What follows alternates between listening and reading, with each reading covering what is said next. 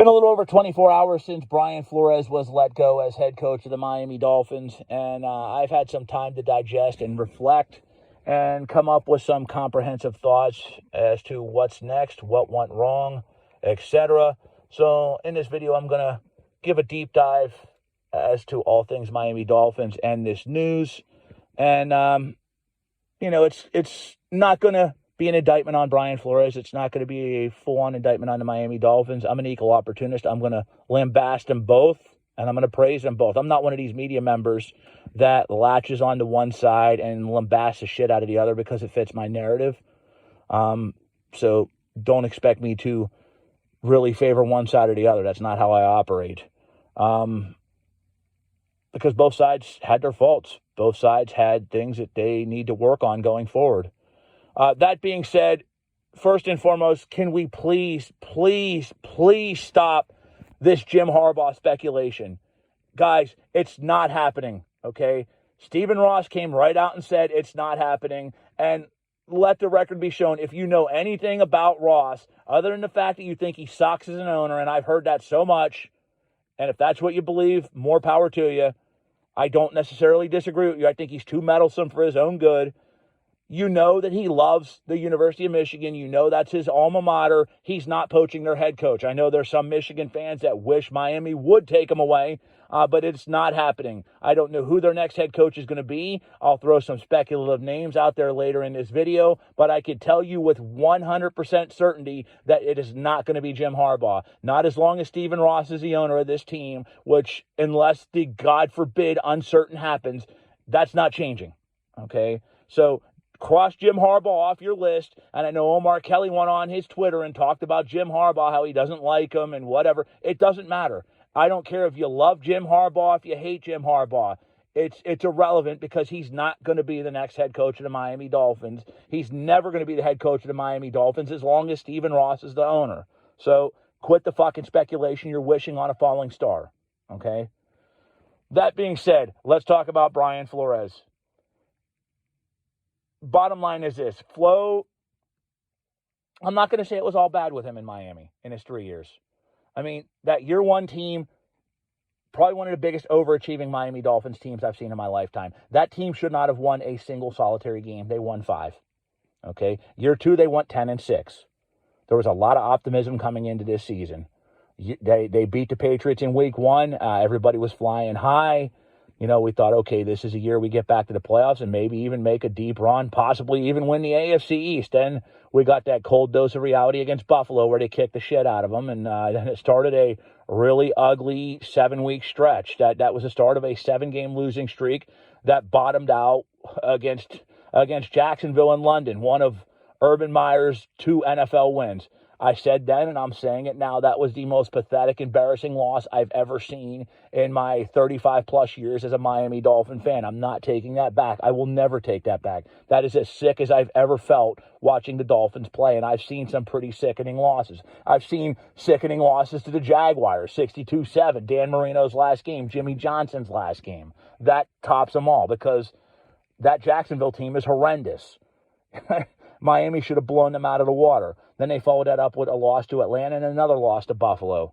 Then they turned it around with a nice 7-game winning streak, put themselves in playoff contention. Actually were the 7th seed, won into Tennessee and got the snot kicked out of them by a good Titans team. Do I wish they would have been more competitive? Absolutely. I mean, a playoff team doesn't go in there and get shellacked. If they lost competitively, maybe we're talking a little more glowingly, but 34-3, the game was over really before it even got started. Then they closed out the season on a high note with a win against New England, first season series sweep again since 2000 under Dave Wannstedt.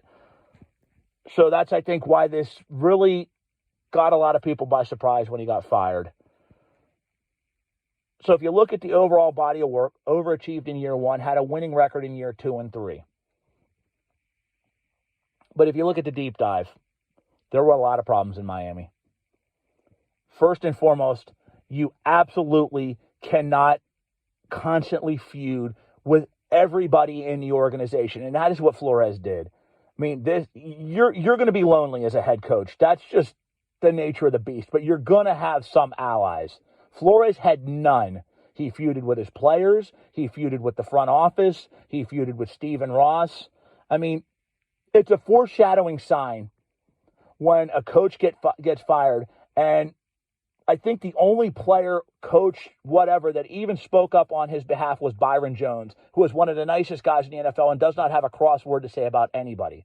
Okay, this guy had no allies in that organization. He butted heads with everybody because he had a stiff personality. He had a my way or the highway approach and would not budge on that. Yes, Bill Belichick has that mindset. Okay, every coach has that stiffness to him. Even the nice guy coaches that are considered players coaches and the easy ones to work for have a little bit of assholism to them, because if you're too much of a nice guy, you get walked over and your career does not last long. Ask Steve Wilkes about that. Okay, you will not last as an NFL head coach if you're not somewhat of a prick. But there's a fine line between being an asshole and too much of an asshole to where you're unapproachable and you're just completely lost. And Flores was well beyond that line long ago. It was to the point to where it was disrupting the chemistry. It was disrupting the development. I mean, look, Landon Roberts went up to Tua several times and said, it's not you, it's him. Other players were saying that. It was the coach that was the problem. And when you've got people saying the coach is the problem, you don't see people saying that about Belichick. People think Belichick's a dick. Okay, coaches will not go play. Players won't go be having marshmallow roast and sing Kumbaya with Bill Belichick anytime soon. But they won't say he's the problem. People were saying Brian Flores was the problem. Listen to what Kyle Von Noy said when he left. That's not disgruntled ex-employee syndrome. More people will say that Brian Flores was a major problem. Him and Chris Grier were never on the same page from day one.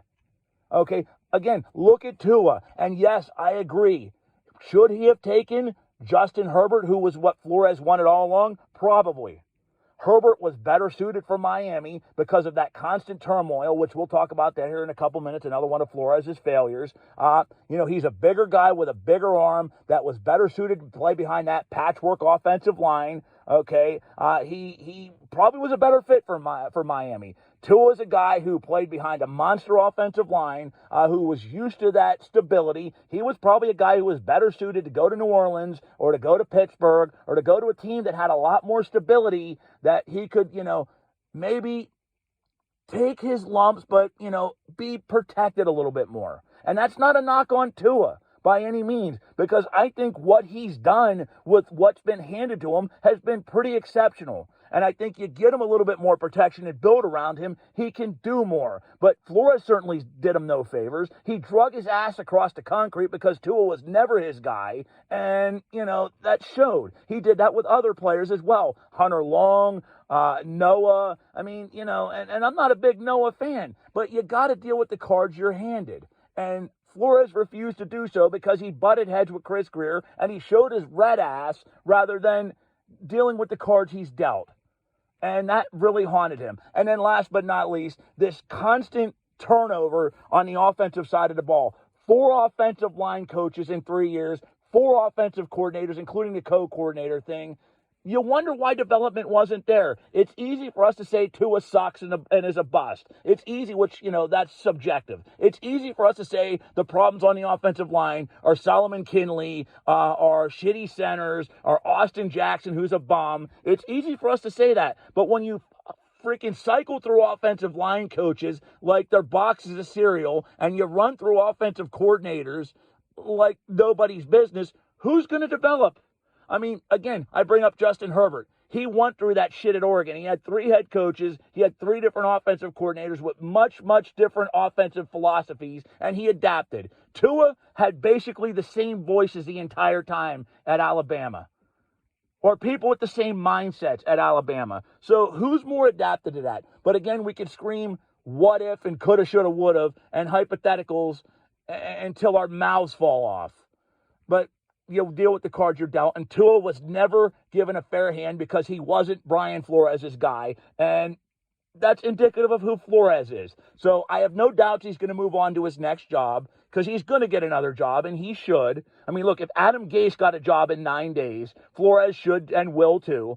But he needs to make drastic improvements on his personnel decisions when it comes to hiring offensive coaches. He needs to humble himself down a hell of a lot, not be so damn my way or the highway, okay? He needs to be a little bit more open-minded. He needs to get along with people a hell of a lot better. I'm not saying he needs to kiss ass and be a submissive, yes, sir, whatever you say, sir, but you need to get along with people a little bit better, okay? That's the nature of this business. That's the nature of any business. And, sometimes you need to work with what you're handed. That's being a coach in the NFL. Now, as for Miami, Brian Flores didn't work out for that reason. Adam Gase, Cam Cameron, Joe Philbin.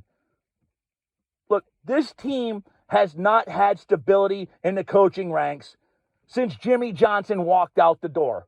And Jimmy Johnson was only there for 4 years. People forget that. A coach has not seen past year 4, actually since year 3, since Dave Wannstedt. This is a team that had one man in charge, Don Shula, for 25 years. They haven't had a coach see year 4 since Wannstedt. Okay? I don't care if you hire an up-and-coming coach that's been a coordinator his whole life, and is getting shot number 1, like an Eric Bieniemy or a Brian Daboll. I don't care if you bring in a Jim Caldwell or a Doug Peterson. Bottom line, Chris Grier has got to get this right. Stephen Ross has got to get this right. Because this constant turmoil and turnover at the head coaching position, it's got to stop, man. I know the days of us seeing a head coach in charge for 25 years are done. You're not going to see it anymore. I mean, Bill Belichick and even Pete Carroll and Mike Tomlin are the last of a disappearing breed. You won't see a head coach stay at the same place for 20 years anymore. People get tuned out and you need a fresh change of scenery after probably 10 or 11. But right now, I would do anything for a coach to be there for just a decade. Hell, I'd settle for 5 years. Something needs to change here. I don't know if it's, a change at the top. I don't know what needs change. But we need stability at head coach. We have to get this right. Whoever it is, Chris Grier has to strike gold this time. They cannot continue to fire coaches every 3 years like they've been doing, because this philosophy just sets the team back to square one. Brian Flores didn't work out because he was too stuffy. He didn't get along with people. He butted heads with who you handed him, okay? Maybe you need to get somebody, and you can figure this out in the interview process, because he butted heads with Adam Gase too. Maybe you need to hire somebody in the interview process that you're copacetic with, that you're going to work together with. Maybe you hire a Jim Caldwell. That's easy to work with. That Jim says, you know what, this guy's going to work with my scheme. Then, okay, cool. I like that guy. That's who you need to hire. But make no mistake about it. This is a crucial hire for Chris Grier. And whoever it is needs to fire out the gates immediately, because the next domino to fall is Chris Grier. No question. He's been GM since 2016. If shit doesn't work, he's gone. And we're right back here at ground zero yet again. We're right back here at square one. I just want consistency as a Dolphin fan. I'm not going to say whether I agree or disagree with the Flores firing or not. Look, if Flores was that difficult to work with, and Flores was stunning growth, and I pointed out reasons why growth was stunted, then they made the right move. People can say they picked Grier over Flores. No, I think they picked Tua. They picked Mike Gesicki, who is another one that butted heads with Flores and never got a proper opportunity. That guy could be Kyle Pitts if he's given a chance. That guy could be George Kittle if given the proper playing time. They picked Emmanuel Ogbah. They picked a lot of players who were pissed off at Brian Flores over Flores. Fair decision. But they have to bring in somebody that's going to work with Grier. They don't have to kiss ass. He does not have to say, you know what, yeah, sure, no problem. But they have to work with somebody that's going to say, you know what, maybe I don't like that guy, but give me a list of guys, and let's find a common ground. That's what they need. And they need to stabilize this. But I'm going to give you a list of names who I think the Miami Dolphins should take a look at. Number 1 is Jim Caldwell. Proven winner in the NFL. Took the Colts to the Super Bowl. I know Peyton Manning. I get it. But you know what? One with the Colts. One with the fucking Detroit Lions. Okay? Only coach since the 1990s to win with the Lions. By the way, how well did they do with Matt Patricia? How well have they done since? Jim Caldwell, number one coach. I'm not saying he's my top coach, but he's a coach to take a look at. Has some familiarity with the Dolphins. By the way, was briefly there before he realized what was going on and got the fuck out. Coach number 2, and I know people are going to take a dump on this. He's another coordinator, but hear me out on this, Brian DeBall. If they are sincerely keeping Tua, I think this is the option you absolutely need to look at. Number 1, he is a big reason why Josh Allen has become the quarterback he is. Josh Allen was raw as goose shit. Josh Allen is now an elite NFL quarterback. Plus, he knows the Miami Dolphin organization. He knows Tua, worked with Tua in Alabama. This man can develop a quarterback. This guy knows offense. The Bills' top 10 offense this year. The Bills were a top 10 offense last year. Brian DeBall, a very viable option. The defense is already there, and I think he'll bring in a defensive guy from Buffalo. So I think that is a possibility, and he's easy to work with. Number 3, Doug Peterson. Super Bowl credentials, knows the Miami Dolphin organization. I have my concerns. I have my grave concerns because this is a guy who had a major falling out his last year with Carson Wentz. So I do have my concerns about that. Number 4, Eric Bieniemy. It's time, man. It is time to let this guy fly. It is time to let this guy have his own team. Can he build a defense, though? Can he put together a defense? Is this an antithesis of Brian Flores? Is he to the offense what Flores is to the defense? I don't know. But those are my 3 coaches. Anyway, time to move on, guys. I will talk to you again soon.